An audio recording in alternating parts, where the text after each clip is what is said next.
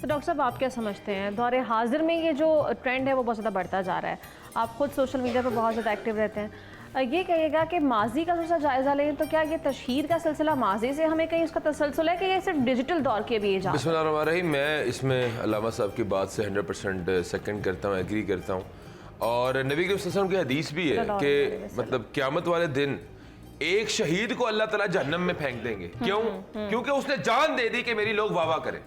ایک قاری القرآن جو ہے وہ جہنم کے آخری درجے میں جو ہے وہ چلا جائے گا. کیوں؟ کیونکہ وہ چاہتا تھا کہ میری آواز کی تعریف ہو، خوبصورتی کی تعریف ہو. اللہ تعالیٰ کو راضی کرنا مقصود ہی نہیں تھا. اب ایک عالم بھی جہنم میں چلا جائے گا. کیوں چلا جائے گا؟ کہ بھائی اس نے چر زبانی کی وجہ سے اس کی مقصد جو ہے وہ علم پھیلانا نہیں تھا، مقصد اپنی تشہیر تھی، اپنی نشر و نما تھی. اب معاملہ یہ ہے کہ دور حاضر کے اندر ڈیجیٹل میڈیا بہت زیادہ پرویل کر چکا ہے. ہر نوجوان کی عادت پڑ گئی ہے، ہر نوجوان کو عادت پڑ گئی ہے کہ ہر چیز چھوٹی سی چھوٹی ایونٹ ہو، چھوٹی چھوٹی اچیومنٹ ہو، اس نے سوشل میڈیا میں ڈالنی.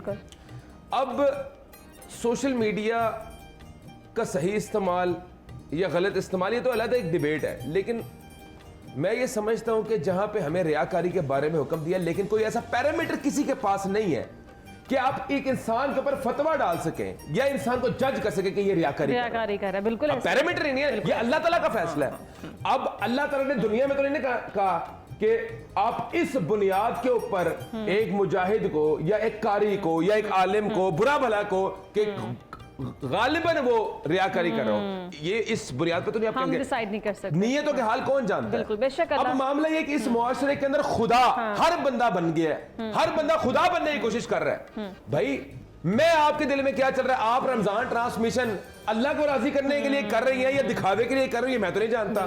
یا علامہ صاحب یہاں پہ اللہ کے لیے آئے ہیں یا لوگوں کو دکھانے کے لیے یہ میں نہیں جانتا. اسی طرح اب میرے بارے میں بھی تو یہ جو پیرامیٹر ہے جو ہم اپنے آپ کے اندر ایک خدا بن گئے، اپنے خدا کے فیصلے اپنے ہاتھ میں لے لیے ہیں، ہم نے لوگوں کے اوپر کفر کے فتوے جھاڑ دیے ہیں، یہ ہم نے اس چیز سے اجتناب کرنا ہے. ریاکاری آپ کے اعمال کو برباد کر دیتی ہے، ضائع کر دیتی ہے.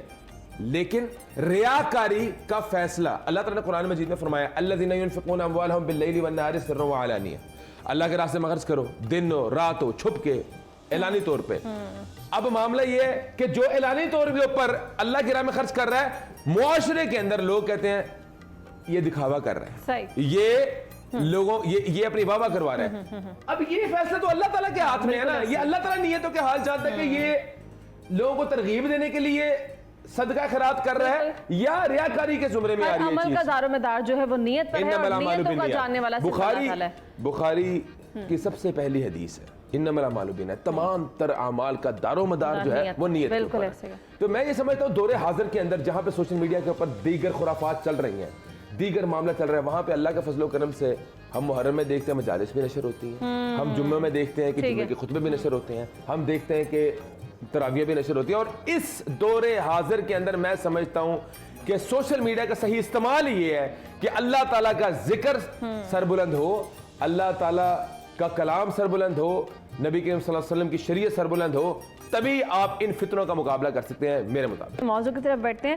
علامہ صاحب آپ سے اس موضوع پر آغاز گفتگو کر لیں تو رمضان کی عبادات میں دکھاوا، اس پر ہمیں بات کرنی ہے. آپ کیا سمجھتے ہیں کہ یہ ٹرینڈ جو ہے وہ اتنا بڑھتا کیوں جا رہا ہے اور عبادت کی اصل روح کیا ہونی چاہیے؟ کیا اس کی تشہیر اگر کریں تو اس کی قبولیت میں بھی کوئی کمی آتی ہے؟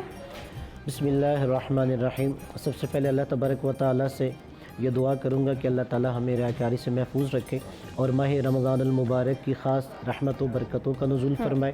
جو اس ماہ رمضان میں جنت کے دروازے اس نے کھولے ہیں امت مسلمہ پر، وہ ہمیشہ کے لیے کشادہ فرمائے، اور جو بند کیے ہیں جہنم کے دروازے وہ ہمیشہ کے لیے بند فرمائے. اب دیکھیے جو آج کا آپ کا موضوع ہے ریاکاری کے حوالے سے، سب سے پہلے اگر ہم یہ دیکھیں کہ ریاکاری سے مراد کیا ہے.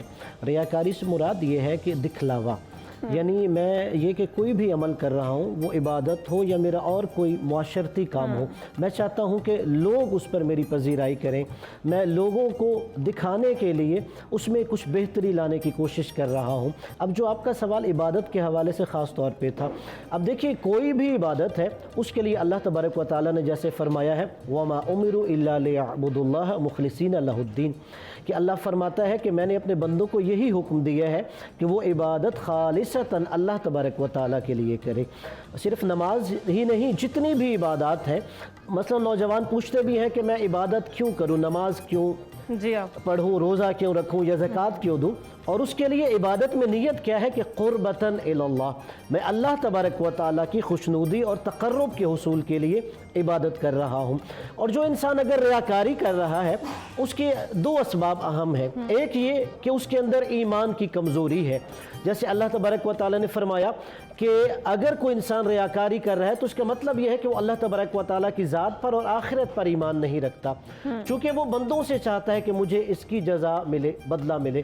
اور دوسرا یہ کوئی نفسیاتی سبب ہو سکتا ہے کہ وہ چاہتا ہے کہ لوگوں کی نگاہوں میں مجھے اچھا سمجھا جائے یا میری پذیرائی کی جائے، یا اس وجہ سے لوگ مجھے شہرت کی وجہ سے ایک نیک نامی سے شہرت سے یاد کر رہے ہوں. لیکن اللہ تبارک و تعالیٰ نے جو ہمیں ایک معیار دیا ہے وہ کیا ہے عبادت کے لیے؟ وہ اخلاص ہے. یعنی اگر انسان اپنے اندر اخلاص پیدا کر لے پھر وہ ریاکاری جیسی برائی سے محفوظ رہ سکتا ہے. اور اس حوالے سے اگر میں عرض کروں، رسول خدا صلی اللہ علیہ وآلہ وسلم کی ایک حدیث مبارکہ ہے، صحابی رسول جناب ابو سعید الخدری رضی اللہ تعالیٰ عنہ روایت فرماتے ہیں، وہ کہتے ہیں کہ ہم صحابہ کرام رضوان اللہ تعالیٰ علیہم بیٹھے آپس میں گفتگو فرما رہے تھے. رسول خدا تشریف لائے، انہوں نے پوچھا کہ کیا گفتگو کر رہے ہو؟ آپ نے فرمایا کہ ہم دجال کے بارے میں گفتگو کر رہے ہیں. تو وہاں پہ آپ نے اس برائی کے حوالے سے نشاندہی فرمائی، کہا کیا میں تمہیں دجال سے بھی جو زیادہ خطرناک چیز ہے اس کے بارے میں نہ بتاؤں؟ تو صحابہ کرام نے عرض کیا یا رسول اللہ ہمیں بتائیے. آپ نے فرمایا وہ ریاکاری ہے. یعنی ایک شخص جو یہ چاہتا ہے کہ اپنے عمل کو صرف اس لیے خوبصورت کر رہا ہے کہ لوگ اس کی تعریف کریں. آپ نے فرمایا گویا یہ دجال سے بھی زیادہ خطرناک ہے. ٹھیک ہے. تو ڈاکٹر صاحب آپ کیا سمجھتے ہیں دور حاضر میں یہ جو ٹرینڈ ہے وہ بہت زیادہ بڑھتا جا رہا ہے؟ آپ خود سوشل میڈیا پر بہت زیادہ ایکٹیو رہتے ہیں. یہ کہیے گا کہ ماضی کا تھوڑا سا جائزہ لیں تو کیا یہ تشہیر کا سلسلہ ماضی سے ہمیں کہیں اس کا تسلسل ہے کہ یہ صرف ڈیجیٹل دور کے بھی ایجاد؟ بسم اللہ الرحمن الرحیم. میں اس میں علامہ صاحب کی بات سے 100% سیکنڈ کرتا ہوں، ایگری کرتا ہوں. اور نبی کے وسلم کی حدیث بھی ہے کہ مطلب قیامت والے دن ایک شہید کو اللہ تعالیٰ جہنم میں پھینک دیں گے. کیوں؟ کیونکہ اس نے جان دے دی کہ میری لوگ واہ واہ کریں. ایک قاری القرآن جو ہے وہ جہنم کے آخری درجے میں جو ہے وہ چلا جائے گا. کیوں؟ کیونکہ وہ چاہتا تھا کہ میری آواز کی تعریف ہو، خوبصورتی کی تعریف ہو. اللہ تعالیٰ کو راضی کرنا مقصود ہی نہیں تھا. اب ایک عالم بھی جہنم میں چلا جائے گا. کیوں چلا جائے گا؟ کہ بھائی اس نے چر زبانی کی وجہ سے اس کی مقصد جو ہے وہ علم پھیلانا نہیں تھا، مقصد اپنی تشہیر تھی، اپنی نشر و نما تھی. اب معاملہ یہ ہے کہ دور حاضر کے اندر ڈیجیٹل میڈیا بہت زیادہ پرویل کر چکا ہے. ہر نوجوان کی عادت پڑ گئی ہے، ہر نوجوان کو عادت پڑ گئی ہے کہ ہر چیز چھوٹی سے چھوٹی ایونٹ ہو، چھوٹی چھوٹی اچیومنٹ ہو، اس میں سوشل میڈیا میں ڈالنی. اب سوشل میڈیا